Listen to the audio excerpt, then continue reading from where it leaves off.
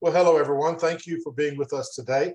I'd like to welcome you to another FranTastic InSights video segment, whereby we introduce you to some very prominent personalities, all of whom are having a very positive impact on the ever-growing world of franchising. My name is David Craghead. I'll be your host for today's session. I'm the Chief Franchise Expansion Officer for FranServe and also for the Franchise Dictionary magazine. And today I'll be your host for this week's FranTastic InSights. FranServe, for those of you who may not be familiar with our organization, is recognized as the world's largest franchise consulting and expansion organization. Our mission is very simple, and that is we change people's lives in a very positive way. And we do that through franchise ownership, and we do that through a network of incredible franchise brands. They are in 39 different industry categories, and our growth initiatives are supported by a growing portfolio of franchise consultants. Many people refer to them as franchise brokers. They're the same individual, all of whom are dedicated to helping their clients explore franchise opportunities which are deemed to be a perfect match for their individual search criteria. So today I'd like to introduce you to Mr. Matthew Lyons. He's going to be speaking to us today regarding his featured brand, which is, as you can see on your screen, Disaster Blaster. I love that name. They are headquartered, I believe it's in Scranton, PA. He can correct me if I'm wrong, but Disaster Blaster is a full-service indoor restoration firm specializing in water damage repair, smoke damage, duct cleaning, asbestos abatement, radon mitigation, flood cleanup, mold remediation, even meth lab remediation. That's something we're hearing more and more of, including odor removal and vandalism repair. They serve both B2B and B2C markets. So Matthew, thank you for joining us today. And as I pass the microphone over to you, please share with our viewers your description of your business model and the latest perspective on the Disaster Blaster franchise brand. Sure. Thank you for having me again here. Disaster Blaster mitigation and restoration business, but it's a lot more than that. Our franchisees are able to provide water damage, fire, smoke cleanup, and mold remediation services, but we provide a wide range of services that they can market to their customer base, including highly specialized services like construction repairs, asbestos abatement, radon mitigation, meth lab remediation. So a wide range of services that not only can they market to their customer base and provide to them, but to service and support their community with. And what would you describe as the unique features or the branded distinction that the Disaster Blaster brings to your industry? Well, first and foremost is the services that we provide that are available through our system. Standard in our industry is somewhere in the neighborhood of about 4 services. Disaster Blaster currently has 12 that are available that our franchisees can market and provide to their customers. And we're already working on the next couple. So we're always trying to see how else we can support not only our franchisees, but the communities that need us. We also, because of that, we have a much broader customer mix.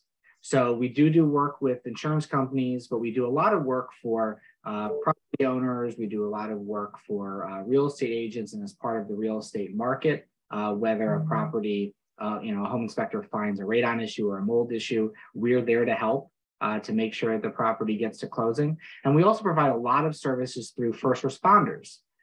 So, if there's a fire at a property, a meth lab is discovered, there's a fentanyl issue, something of that nature, we're generally top of mind for a lot of those things. And regarding those 12, soon to be 14 different segments of your business model, do each of your new franchisees begin their business with all 12, or do they grow into those as they mature? So they can grow into them as they develop their business. The core services are water damage mitigation, fire and smoke cleanup, mold remediation, and repairs. But as they grow, they can add the asbestos abatement, the radon mitigation, duct cleaning. And the nice thing about structuring it this way, and the reason we did, is because the last thing we want is having equipment in our equipment package that is going to be sitting unused. So this way, they don't need to invest in those things until they're ready to launch those services. Okay, very good. And we're all coming out of COVID-19, or at least we hope we are. How has your business model been affected by COVID-19? And if so, how has it grown from that? So disaster blaster, several of our services in Pennsylvania were shut down through the pandemic. But despite that, businesses were all impacted in different ways. But despite that, we still grew year over year because the strength in our brand and the strength in the services that we provide allowed us to focus on services that were either available and able to be marketed and pursued. But it also meant that a lot of our services were considered necessities. There were things that couldn't really be shut down. People always need the services that we provide. So it's not so much an issue that our franchisees really have to worry about like other business models may. That's part of why we're virtually recession-proof as well. Our clients always ask us about the territories that they will be assigned to. Can you speak to the actual design of the territory or the metrics that you use to create your territories? Sure. So as far as I know, we offer the largest territories in our industry at 150,000 to 200,000 in population, which allows our franchisees to have a pretty sizable territory area that they can develop, market, and grow into a business that they can have a separate management team that's handling a lot of the work, and they can kind of step back and focus on growing their business instead. Okay. And I know you're growing pretty much nationwide, and we have consultants and brokers that cover the entire country. Are there territories within the United States that you deem to be hot territories, very desirable territories that you would like our brokers to help you grow in? Yeah, so we're certainly happy to pursue any franchise that's interested in any of the states that we're open in. The hot markets that we've identified are Pennsylvania, Ohio, New Jersey, Florida, and Texas. So we feel that there's a high need specifically for our services in those states. Okay.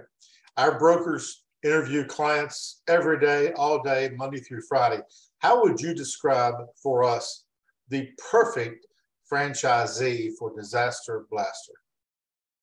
Well, first and foremost, experience in the industry is not necessary. We'll take care of all of that. They'll be experts before we're done. Okay. As far as the ideal candidate, they should be compassionate. We are dealing with property owners that are, dealing with some very difficult situations. They just had a fire, they just had a pipe break. So that's a big part of what we do. Anybody that has an interest or a desire to fix things, that's great because, that's what we do every day. We come in and we fix these properties and put things back together for them.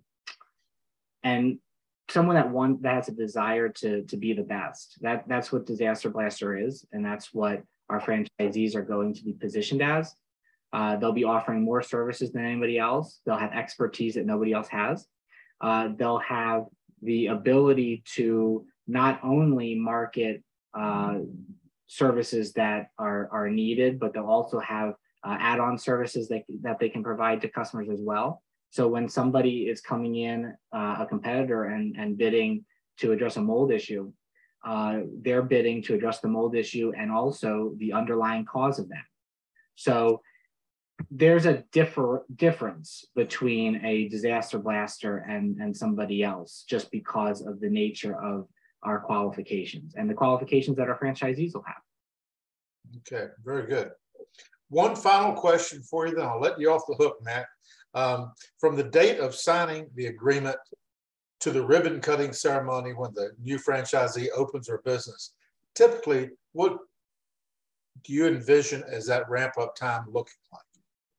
Approximately 3 months. That'll include some virtual training for some of the services that they'll be providing before they meet with us, and then they'll have in-person training going through the processes, the procedures, business management, marketing, things of that nature.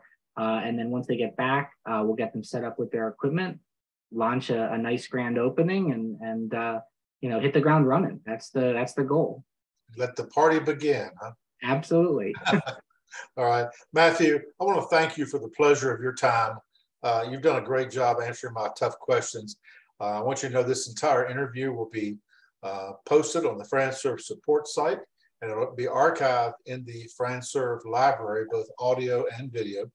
It will also be uploaded in the coming days to Instagram, YouTube, Facebook, and LinkedIn. So the whole world is going to be seeing the Disaster Blaster logo. I'm sure you don't mind that at all. Nope, not at all. Well, thank you, Matthew. And with that, we will adjourn today's interview and call this session a wrap. My thanks to you, sir. Perfect. Thank you very much. Have a nice day. You too. Bye-bye. Bye.